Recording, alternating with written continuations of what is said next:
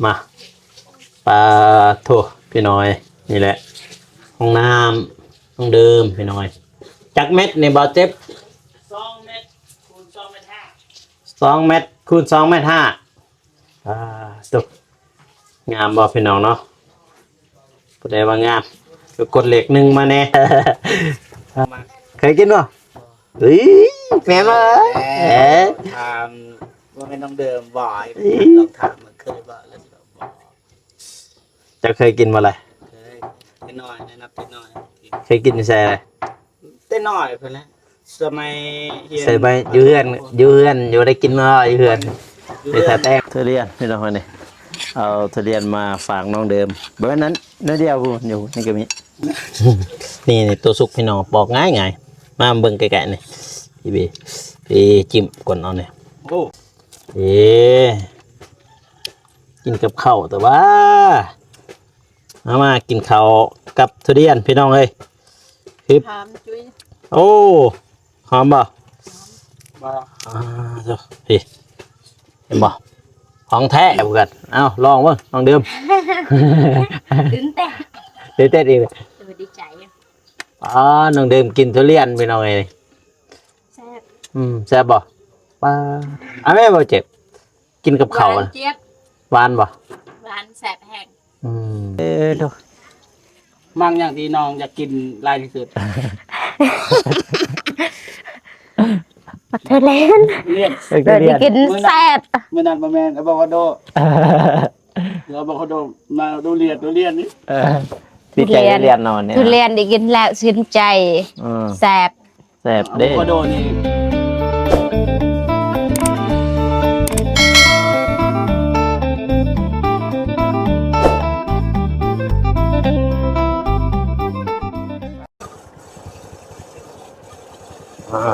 โถ่ไปพี่น้องเลยถึงบ้านน้องเดิมแล้วพี่น้องปึ๊บว่าโถ่ไอเจ็บอยู่ไหมว่าเจ็บอยู่ไหมโอ้จะมาหอดแล้วพี่น้องเนาะปึ๊บว่าเฮ้ยผมมาจักรถฮะเนี่ยมาฮอดแล้วพี่น้อยเนาะว้าตัวมาฮอดมาถึงแล้วบ้านคนดังบ้านน้องเดิมพี่น้องโถมาฮอดแล้วพี่น้องพี่ยังคือเก่าว้าเท่าความงามยังคือเก่าพี่น้องยังคงที่ตัวสุดยอดลายพี่น้องเอ้ยโตบ้านน้องเดิมน้องเด่นเนาะพี่น้องเนาะอยู่นี่มาอัปเดตคือเก่าแต่แพงเธอให้ลูกหมูนี่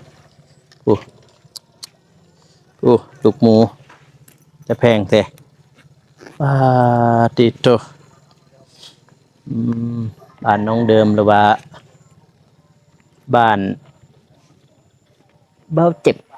พี่น้องเนาะมาฮอดเลยมาอัปเดตข่าวสารให้พ่อแม่พี่น้องได้เบิ่งเนาะพี่น้องเนาะตัวพี่น้องเนาะมาฮอดมาถึงแล้วพี่น้องบ้านน้องเดิมเนาะพี่น้องเนาะ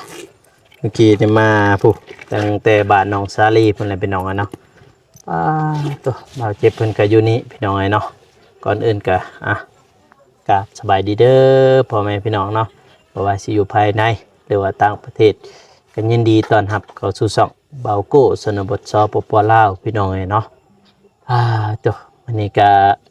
มาแต่บ้านน้องเดิมน้องซาลีเนาะแล้วก็มาหาน้องเดิมพี่น้องเนาะตัวก็เอาหมาก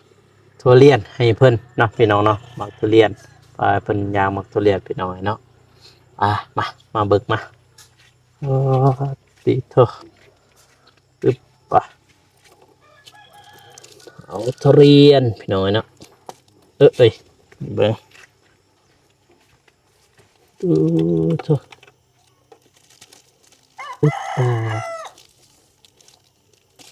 แต่บ่ดี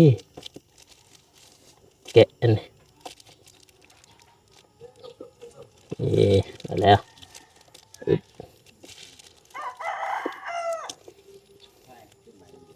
อึ๊บไปพี่น้องเอ้ยพี่เอามาทุเรียนให้น้องเดิมเนาะพี่น้องเนาะไปตัวบ่เจ็บ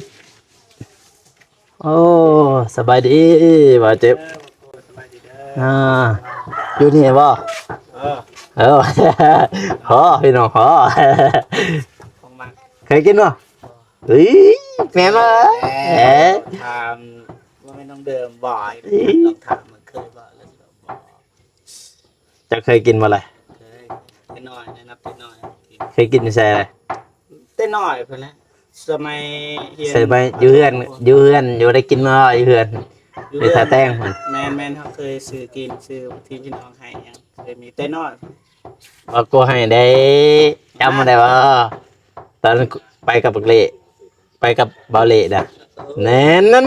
เคยอันนั้นก็เคย เขาว่าแบบเคยกินมาแต่ก่อนนะเคยปาเต้นน้อย เขาก็เคยกิน มักเดี๋ยวบ่อะไรมักเดี๋ยว ซ บ่ องเทื่อเนี่ยมาเบาโก้ครับอันนี้ซองเทื่อให้บ่เจ็บอันหนึงก็ได้ เนาะบอกพายน้องเดิมกินมึงใส่น้องเดิมอยู่บ่ ได้เด้อ อ่าน้ เอา อง บ่เป็นดิ อ่ะเอาหัวท็อปใส่ บ่อันน้ำผักใส่อันน่ะ หอมเลย เฮ้ยดมแห้งดีจุงแห้งดีน้องเดิมอยู่เฮือนบ่ไปน้องเดิมเนาะตัว อันนี้ให้บ่เจ็บว่านี่ พาให้น้องเดิมตัว ตัวนั้นให้ไว้ เอ้ยนี่แหละเนาะ ถ้าบ่เป็น ป้าตัวเห็นยังตุกติ๊กอยู่นี่เห็ดส้ม ดีเด้อไอ้ นี่อ้าวใส่ไม้แล้วว่าจะบาดนี่เห็นบ่ สบายดีเด้อไอ้โก โอ้ยสบาย ส ดี บายดีเด้อพ่อแม่พี่น้อง เออ ยายใจบุญทุกท่านสบายดี เออ สบายดี FC พังไทยพังลาวต่างประเทศอยู่ในบ้านก็สบายดี อยู่แจ้เฮ้ย สุขคนเด้อ เข้ามาใกล้ๆหน่อยพี่ เฮ็ดซ้ เฮ็ดตามแจ้วอ่ะนะ ำเลย ตามแจ้วสิกินสมเอียงมะม่วงบ่แม่นแตง บักแตง อ๋อแตงพี่มาตำอยู่รูปนี่แหละบ่ ได้ ไปตำพุ่งไปตำมงพุ่งไป โดย มาสีซอยพี่น้องเอ้ยไปมานี่ป้าโธ่บ่ได้มาเป็นเดือนเลยจะมาทางนี่พี่ป้าตัวปับเจ็บเฮ็ดยังเฮ้ยปัดจิบบ่ ปาดลองปาดให้กินหน่อยนะ อืม เอาบ่เคยไม่เคยกินเอาบ่เคยเอาในใส่กิน บัดตอนอยู่ห่านเด้บางปีกายปีซื่นเด้ สิตา จะเป็นคนท้าขอกินไปนึกกินเขาบ่เป็นเขายังเจ็ดไปกับไอ้สี่คันบ่เป็นเขาบ่เป็น บ่ตัวนี้มันสุกเลยง่ายเด้ว ขอให้กินเขาบ่เป็นเนาะ แม่นว่าน่าเจ็บพี่น้องเอ้ยยังตำแจวอยู่ไอ้คลิปมันนี่ บ่ได้นะคลิปเดียวที่ลงขนาด7 โมง ก็บ่มีเสียงเลยโอ้แต่คลิปหนึงบ่มันนี่ คลิปหนึงเพราะว่าเฮาถ่ายแต่ทนี้แต่ถ่ายตอนจบแล้ว ไปเฮ็ดเวียกบ่เฮ็ดบ่เวียกมันนี่ บ่เฮ็ด ฝนตกบ่ฝนตกบ่ทางไหน ฝนตกอยู่ ตาม มาได้ กิ น้อน ง สม สลีบ่ ในบ้านน้องสลียิ้มยัง แม่น้องสลีเด้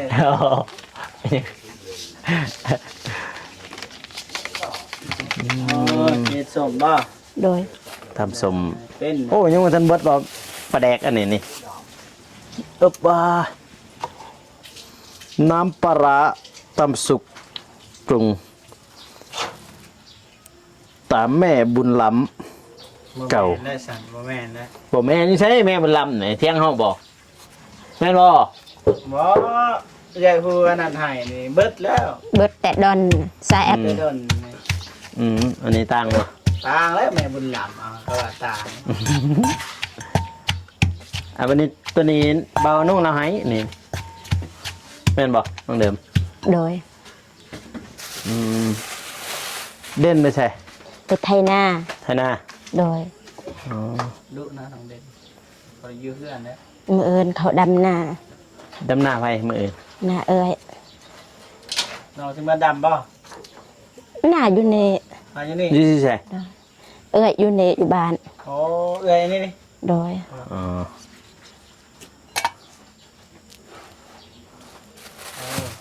เห็นมักนาวแล้วเอ้ยเฮาเลยรับตาเลยเฮ้ย บ่ม่วนนะช่วงนี้ผู้เดียวเหงา เห็นบ่มาสิมาซอย มาเราบ่มีใครมาทางคนเรามีพละ ทางนั้นก็ไปทางนั้นคือกันพี่น้องเอ้ยต่างคนต่างไปว่าเจ็บกับมันนี่สิตั้มเอาว่ะ โดย อ๋อ วิวบ่ดีนะช่วงนี้เป็นจังได๋บ่ฮู้ว่าเป็นหยังไง นั่นว่ะ แต่ว่าลงคลิปน้องเดิมมือน่ะติดเหลืองนับได้ติดเหลืองนะบ่ขึ้นเลย ติเรื่องโยติเรื่องพุ่นว่ะ แม่นไปวางโฆษณาไปวางเลยเอาไปกดอัตโนมัติมันวางอีกมันก็ทับใส่กันมันก็ติดเหลืองเลยมันลายเกิน อ่า เป็น10ติดเหลือง พอดี เอาอันนั้นอ๋อมึงอย่าบ่สามารถเปิดสร้างใดๆเลยเอาสิปิดเองนะว่าติดเหลือง บ่ติดตีเรื่องจำบางโฆษณาซื่อ ติด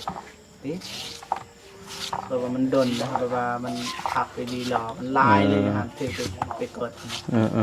ๆพาตัวพี่น้องไงเนาะมาเบิ่งน้องเดิม กินข้าวน้ำกัน อืม ไอ้โกไอ้เชฟกินข้าวน้ำกันกับไอ้ช้าง นี่ บ่ม่วนนะช่วงนี้เงาหน่อยนะ มันขึ้นในเมื่อจักโมงขึ้นเต้น ได้นี่บ่ อืม เมื่อไว้เมื่อวาน ไปบ่เมื่อทางไหนทาง อ๋อทางนี้แหละ ทางนี้บ่ ยันมันมืดว่าสิไปมอบเงินให้น้องบองแต่เขาบ่ทันเขาก็เลยมอบมื้อนี้ เมาแล้วอ่ะ มอบแล้ว อ๋อ 4,000ยั 4,000 งอีก 4,000 อ๋อ ได้8,000นั่นเด้ เกับหมื่นเนาะเกับหมื่นเฮ็ดบ้านบ่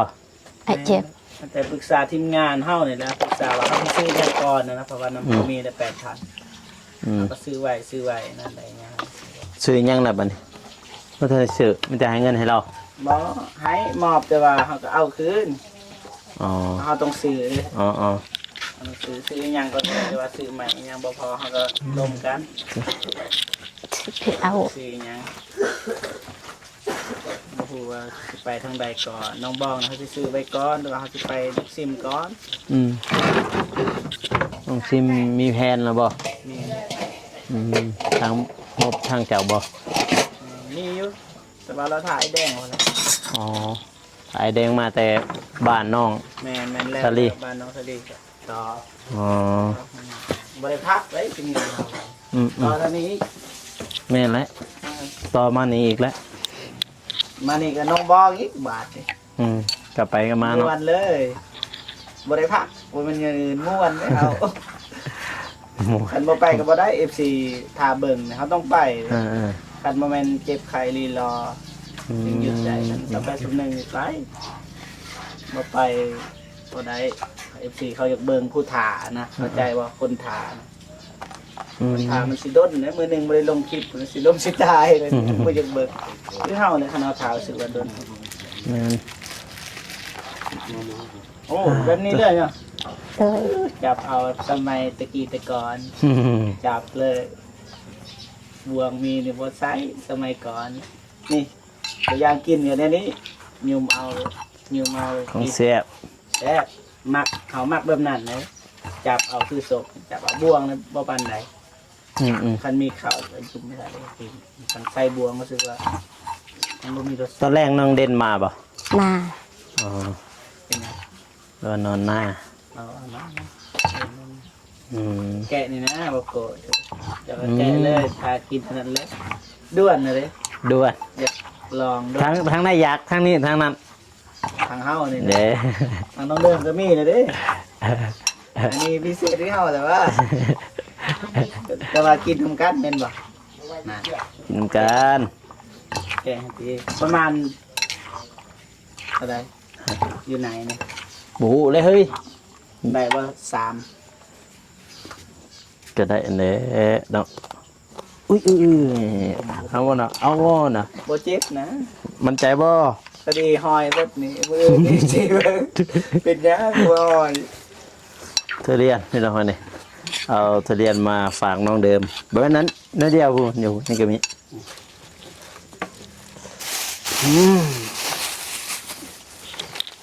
ปาดเลยกินน้ำ โอ้ กัน หอมจริง โลเท่าไรนี่จะขายยังไง ๆโอ้50 50ก็ได้ซื้อให้น้องเดินนะ อืม ยังมายังบ่มีเงินติดหนี้ได้บ่ ไทยติดนี้นะเมนู เป็ เนี่ย นประวัติศาสตร์ได้ติดหนี้ดี พี่น้องไงเนาะมากะเห็นทีมงานอยู่นี่บาดเจ็บแล้วก็อยู่นี่เอามาอัปเดตห้องน้ำทีจบ ไปเบิ่งมันได้บ่ อืมเข้าไปเบิ่งโบกเองบ่ ประมาณเฮาได้สร้างหมดเลย สร้างคนบ่ ยอมได้ อืม แต่ว่าเรื่องโบกนี่ก็โบกให้ตัวเองได้ ลองเดินมาเบิ่งห้องน้ำก่อนก็ได้มา ด้วย โอ้ของแสบๆพี่น้องเอ้ย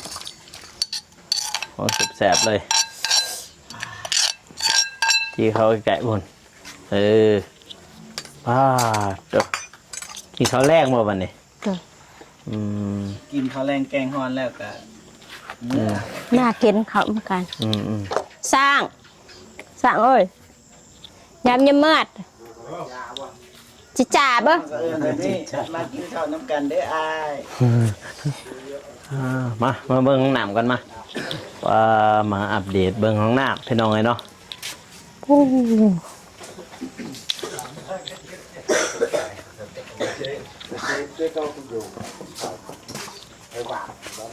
ปลาตัวมา มีดนี่มันเพียงเลยเพียงแต่ว่าต้องเดิมมักแบบนั้น โอ้กับแบบนี้นะเฮ้ย เพราะปกติมันอันนั้นลงลืมก็ได้ แต่ว่าเราหมักสู้ไง หักสูงเลยดี หมักแบบได้จัดไปไอ้สร้างเพิ่นเว้าลายบ่ได้เนี่ยย่างไงกำลังได้นี่ เงินบ่ ไอเจ็บกับไอโกกินข้าว จังหน่อย คนได้บ่งาน อืม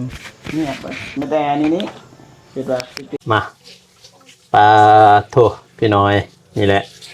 ห้องน้ำห้องเดิมพี่น้อยจักเม็ดในบ่อเจ็บ 2 เมตรคูณ2 เมตร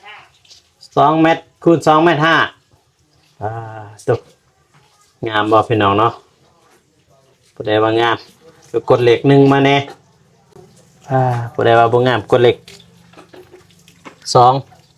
ก็งามเบิดละไปสร้างเพิ่นโบกอยู่ตกเพิ่นยังโบกทางหลังวะน่ะตก สิกินจังได๋ ฮะ สิกินจังได๋ ปอกกินเลยตก มากินข้าวนำกันมาบัดกู เอาเลย กินข้าวบ่เจ็บนี่เป็นภาระตลอดเด้ นี่ไปเอาถ้วยน้องเดิมมากินกับเขาก็ได้ตัวนี้นี่ใส่มีดจ้ะไอ้มีดจะมาฮะ ลองบ่ เอาเลย เอาเนาะจะลองเลยเอานะ เอาก้อน บ่ เอาก้อนนี่พี่น้องเอ้ยเอาก้อน เศษนะเสียนใจเลย เอาก้อน เอานะบ่วงตาอันนี้บ่วงคอย เฮ้ยว่าเจ็บกันเลยเนาะ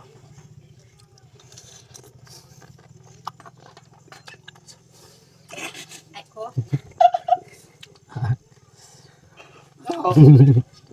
อะไรว่า ปลา บ่ได้เด้อ ตัวสุกเกิดปอกง่าย อีก2คำจะกินเขาเชื่อว่าเจ้าแลน นี่ตัวสุกพี่น้องปอกง่ายไงมาเบิ่งไกลๆนี่พี่บีพี่จิ้มก่อนเอาเนี่ย โอ้แบบนี้เนาะ อื โอ้ ม หอยหักกระหูเด้บ่เคยกินนะน้องเดิม ถ้าว่าหน่วยสุกปอกง่ายพี่น้องเอ้ยกินกับข้าวแต่ว่ามากินข้าวกับทุเรียนพี่น้องเอ้ย ถามจุ้ย โอ้หอมบ่ บ่ เจ้าพี่เห็นบ่ของแท้สร้างที่คนมาเลยคนเดียวบ่สอง พี่กายเขาก็ได้กินน้ำกันมันบ่ กินแต่จะบ่ได้ไปสวนซื่อๆปีกายนี่ เป็นเขากินเลยพี่ได้พี่กาย กับปีกายนะจะบ่ได้ไปสวนจะบ่ได้ไปกินอยู่สวน กินอยู่เฮือนปีกายนี่อืมเจ้า นี่เด้อ2 หน่วยเด้อให้ไผ ให้น้องเดิมหั่นแหละ แม่นบ่ เอามาตัวนั้นหั่นเอามากินกับข้าวนี่ พอละ เอาไหมเคยกินมาน้องเดิมบ่เคยกินบ่ลองไหมแซ่บเลย หน่อย เบิดพี่น้องไอ้ปลาตุหมกทุเรียนนี่ป้าให้น้องเดิมกินกับบ่เจ็บก็อยู่นี่เลยพี่น้องไอ้มาสร้างห้องน้ำไปเข้าใจ ไปใส่บ่ได้เด้อ เมื่อไรเลย บ่ทันแล้วเด้อ บัดนี้โบกเลยเนาะ แม่นด้านใน อืม มือจะปูนเพิ่ม2 ศอก หมื่นบ่ใส่รถ จัก จักร จะไปแกะเอง2 ศอกได้อยู่100 โล ได้บ่ใส่รถจักรครับ ได้2 เที่ยวก็ได้บอกคนมากับมาดิ คิดว่ากับเขาวก็ได้นี่จำใช่รถ ไปบ่มื้อคนละสอบ จังม่วงเลย 9 โมงพุ่นนะ อืม เพราะว่ายังเหลือได้ปูนเนี่ยท่าน จำใส่กับเขาวอันกระแสบกันเอาลองเบิ่งลองเดิม ตื่นเต้น เต้นอีกเลย ดีใจ น้องเดิมกินทุเรียนไปหน่อยนี่ แซ่บ แซ่บบ่ป้าแม่บ่เจ็บกินกับเขาว หวา อะ นเจี๊ยบ หวานบ่ หวานแซ่บแห้ง น้องสาลีเพิ่นก็กินแล้ว กินเลย บ่เจ็บก็เคยกินอยู่ปีกายนี่พี่น้องมาบ่กูโอ้หอมกลิ่นแบบหารสหน่อยนะหั่น บอกปะ หน่อยหนึ่งปะให้น้องเด่นเนี่ยป้าพี่น้องเนาะ พอแล้ว กินข้าวกับมักแตงบ่เจ็บบ่ซื้ออาหารให้สร้างนั่นบ่ให้สร้างบ่ได้ซื้อ ชื่อยัง ซื้อกินแซ่บบ่ ชื่อ เอาไปกาเด้อในมันเด้อ โดยแซ่บจริง นี่ ๆอ น้อง ร่อยมาก โอ้ เป็นน้องเดิม หอมแล้วน่ะนี่แม่นี่คักแล้วเดี๋ยวบ่พอพาอีกข้างล่างบ่เจ็บมัน พอแล้ว อ๋อมากหน่อยหนึง ผลละหน่วยบุรีเลยหันผลละหน่วย ผลละหน่วยที่เรือไปให้น้องเด่นมาแรง อ่ะพี่น้องเด้อโอ้โอ้เดี๋ยวว่าจังหวะนี้เด้อไง แซ่บ แซ่บบ่ แซ่บ สุดยอดเลยเนาะ โดยยอดจริง สุดยอดจริงๆเลยน้องเดิมอะเป็นครั้งแรกของน้องเดิมแน่หน่อยกินเนาะน้องเด่นน่าจะเคยกินอยู่มั้งว่าบ่จากเราเคยกินบ่ คนเอานอกเลยเกิน เอาไปกาได้ในมันหัน ๆโดย ไปกาแบบว่าบ่ให้ไผเห็นนะใส่เบียร์กาแฟหันใส่ถุงกาแฟในไปกา ให้น้ หั อน งเดิมมาน่ะ ก็ให้น้องเดิมแต่ว่าในมันก็ยังสิเอาไปอีกโอ้ตาย ไอ้โอนเก่าบ่โอนเบิดแล้ว ให้น้องเดิมไปกาเอามันนี่ไทย6 ปี บาทอีก เด่นพอละ ติดใจเลยเอามาหน่อยเอาหน่อยๆตอนนั้นมากันเอาหน่อยใหญ่ไปให้น้องเด่นถ้าเรากินตอนแรง ตอนนี้เขากินกันแต่ว่าตอนนี้บางทีเราจะกินกลางคืนอย่างนั้น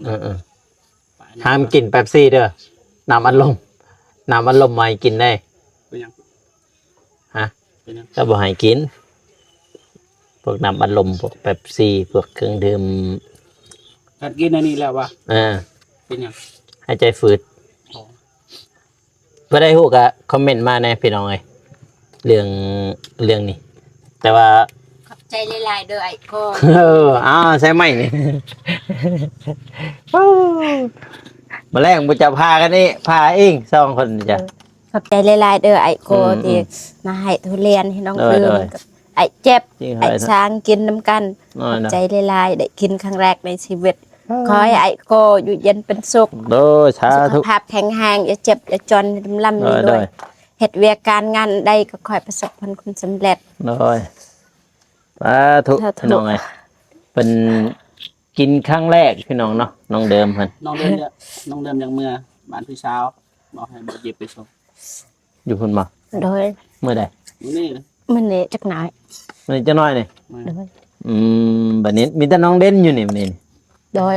10,000ก็มาอีก10,000ตัวสอง เบิ่นก็มาบ่ โดย อ๋อ ไปกินให้ไปกินทุเรียนน้ำกันอยู่พุ่นไปน้องเด่นหน่วยหนึงเอาไปพุ่นห อ๋ น่ อ วยหนึง เอา กินน้ำกัน เอาตัวใหญ่หั่นไป โดย ตัวได้ตัวใหญ่ อันนี้มันมีหน่อยใหญ่อยู่มันมีหน่อยใหญ่อ พว ยู่ กเขาสิดีใจแหง อ่า เอ้ยโกมาให้ทุเรียน พอเราก็บ่เคยกินเนาะ บอส ไปกล้าเอาในมันหั่น โดย 5 ปี 6 ปีได้กิน รวย รวย กูกันนี่คือเบาโกรธรวย รวยบ่แม่นเรียนเอาเนาะเข้าเพิ่นเฮาก็เอามาให้จนในบ่เจ็บอีก จะบอก 300ปลาย กินเขาไอ้โก กิน จะที่ให้เฮาว่า ไม่ยัง เขาจะเบากินเอามาให้ เอากุกมัน มันนะ นี่เอาในมันเลย บ่นะเอาไหนมากแล้วแหละจะกินแต่ก็สิปลูกเอง เจะได้ใช่ดอกหมากก่อนหั่นจำได้จะสิกิน นี่แหละ บัดแค่สิให้แล้วเอาหน่อยหนึงก็ได้เพราะสิให้เจะกินเลยนะจำได้จะสิกิน มันนะเอาหมักหนึ่งก็ได้พอหมักเดียวนี่บ่ต้องคอละนี่ก็ ขออะไรบ่ได้บ่บ่กล้าเอาเมื่อบ่ เดียว กินแล้วซึ้นใจทุเรียน เสียดายไม่น้องเอ้ยน้อยเดียวโธ่ มั่งอย่างที่น้องอยากกินลายที่สุด ทุเรียน เรียน เดี๋ยวได้กินแซ่บ เมื่อนั้นประแมนอะโวคาโดเดี๋ยวอะโวคาโดมาดูเรียนนี่ ติดใจเรียนนอนเนี่ย ทุเรียนได้กินแล้วซึ้นใจ อืม แซ่บ แซ่บ อะโว เด้ คาโดนี่ ติดใจ มันกระโดมวานกินกับพวกนมพวกนั้นพุ่นแต่ว่าทุเรียนเนี่ยโอ้ยถ้าคนถือก็ถืออีหลีเลยเด้จนนำพาแล้วแหละคนบ่ถือก็โอ้ยอย่างนี้เป็น อยู่ไทยไปได้ทำงานเดือนหนึ่งพอได้กินมาเดือนหน่วยเดียว 3-4 พันก็มี นี่เป็นทุเรียนอันนั้นพี่น้องเนาะเป็นทุเรียนพื้นบ้านหั่นแหละพี่น้องเอ้ยบ่แม่นทุเรียนหมอนทอง เอาเมื่อดมนะเมื่อไปที่ห้องข่อย โอ้ย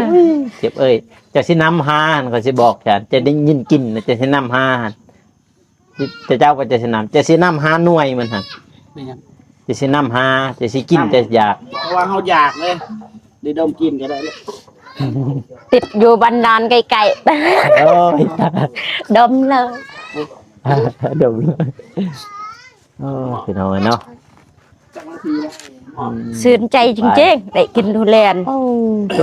ตื่นใจจริงๆน้องเดิมพอได้กินทุเรียน ทุก พี่ กั น้ น อง เนาะ ได้ ใช่ ได้กินทุเรียนเป็นครั้งแรกของน้องเลยพี่น้องเนาะตื่นเต้นแห้ง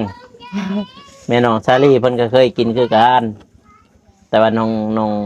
ซาลีเราบ่ทันเคย3 หน่วยมันเนี่ยมาก ทุกคนเขาเคยกินอยู่จะเอากินมั่งง่ายกว่านี้ โอ้ยกินอยู่เฮือนอยู่ท่าแต่งอันกับเล2 คนมาจะกินหันต้องไปพาหัน บ่เลยกินลายกับมัน ฮะ กินไว้เอานี่กินเบิดเลย แต่ว่าเละเพิ่นได้ไปสวนตอนนั้นกับน้องเมียเพิ่นนั้นลาหันแต่เจ้าบ่ได้ไป ต้องเมียไป น้องเมียเละนี่ เอาเราเคยได้มาทางนี้บ่ ก็มาแต่ว่าซื้อลาครับ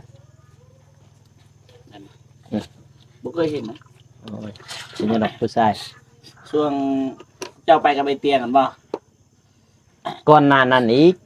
เอากินบ่ เฮากินก็ พวกเจ้าไปนำใบเตียงเขาบ่ฮู้เด้ เออ ช่วง แต่ว่าเฮารู้จักกันแล้ว โอ้เสียดาย แต่ว่าเฮารู้จักกันแล้วเฮาเคยได้ไปได้เคยไปนำกันแล้ว เขาบ่ได้ไปนำใบเตียงเขาบ่ฮู้ พอดีหลังแต่นั้นอีก หลังตอนนั้นอีกจะว่าจะเฮ็ด YouTube เพิ่นก็จะพาเจ้าจึงจะเฮ็ด YouTube หั่นแล้วก็คือไปนำบ่าวเตียงก่อนแล้วหลังจากหันนั้นจึงว่าจะว่าจะเฮ็ด YouTube ก็จึงมาเฮ็ดบัดนี้มาฮอดตัวมื้อนี้นี่จึงมา ข้อย เฮ็ เฮ็ ด ดแต่ดนแล้ว จะเฮ็ดแต่ดนแต่ว่า ข้อยเฮ็ดแต่ดนแต่ว่าบ่ได้ไปนํ เออ แต่เขาก็ชวนไปเฮาไปครั้งแรกก็อยู่บัดกันดอนไปนํกัน กันดอนมา แม่กันดอน มาจื้อมาจื้อ อยู่บัดกันดอนไปเจอเฮาก็ไปทายเลย อ๋อชื่ออะไร ไปถ่ายซาเพลีนั่นเหรอ เจ้าทายผู้สาวเฮานี่ทายคนทุกข์ เอออยู่เฮือนนั่นนะครับวิวดีที่ตอนนั้น ผมนี่หลักร้อย ตอนนี้หลักหมื่น หลักหมื่นยังหลักพัน ล้างถ้วย ลง ล้าง น้ำ บว 4ชั่ ง วโมง ก่อนเด้ โด อย โดย พันวิว ไม่เลยนั่นจะไม่ โดย พี่น้อยเนาะตัว เบิ่งวิวนี่นะบ่โกะเบิ่งวิวสิ ไปพี่น้อยเนาะตัวพี่น้องเดิมแล้วล่างถ้วยล่างอยู่บ่อนหันแล้วบ่ตัว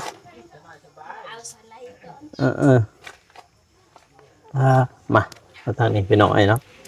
ชิ้นก็น่าจะพ่ออยู่พี่น้อยเนาะทรายนี่น่าจะบ่พ่อทรายนี่เพราะว่าเพิ่นต้องได้พี่มาทางนี้เพิ่นต้องได้โบกพี่น้อยเนาะเพราะว่าปูนบาดเจ็บก็บ่ทันพอเพราะว่ามื้ออื่นเพิ่นก็จะได้ซื้อปูนอีกพี่น้องเนาะตัวมื้อนี้ก็เอาหมากทุเรียนมาให้น้องเดิมพี่น้องเนาะเพิ่นว่าเป็นครั้งแรกเลยที่เพิ่นได้กินกินแล้วชื่นใจมีแห้งเพิ่นว่าทุกพี่น้องเอ้ยคือทั้งแม่น้องซาลีกินแล้วปานได้ขึ้นสวรรค์เพิ่นว่าทางนั้นทางนี้กินแล้วชื่นใจมีแห้งพี่น้องเนาะคลิปนี้ก็ขออวยพรให้ผู้ใหญ่ทุกท่านเนาะจงมีแต่ความสุขความเจริญเนาะปรารถนาสิ่งใดก็ขอให้ได้สิ่งนั้นให้ได้ดังสมปรารถนาหรือว่าเฮ็ดเวียกงานอันใดก็ให้รับให้เลื่อนเด้อพ่อแม่ว่าผู้ใหญ่ใจบุญทุกท่านเนาะคลิปนี้เบากูขอตัวลาไปก่อนเด้อพ่อแม่พี่น้องแล้วเจอกันอีพีหน้าเนาะสำหรับคลิปนี้ขอกล่าวคำว่าสบายดีพี่น้องแล้วเจอกันอีพีหน้าบ๊ายบาย